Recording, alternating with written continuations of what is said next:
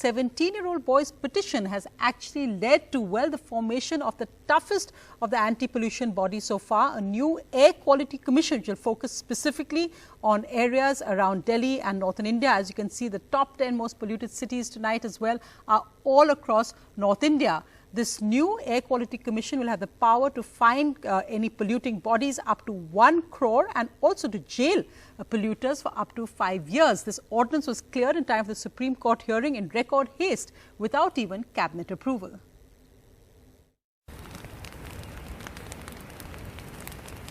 Thanks to 17-year-old Aditya Dubey's petition against stubble burning, the government has announced a new commission to tackle air pollution across much of North India, from Amritsar to Banaras. It will look at not just stubble burning, but also industries, vehicles, construction and road dust and all major sources of pollution.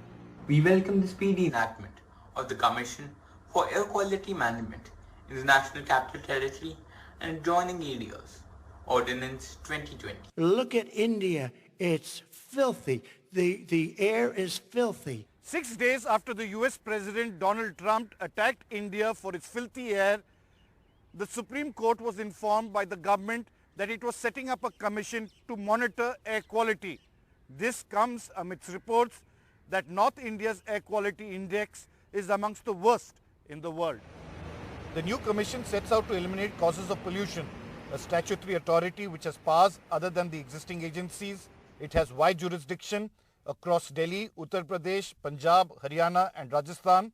It has more enforcement powers, 5 Inspector Generals of Police from the 5 states. It can prevail upon other bodies like the Central Pollution Control Board and replaces the Supreme Court mandated EPCA and ad hoc groups. It can seize fines up to 1 crore, shut down polluting agencies, factories and jail polluters up to 5 years.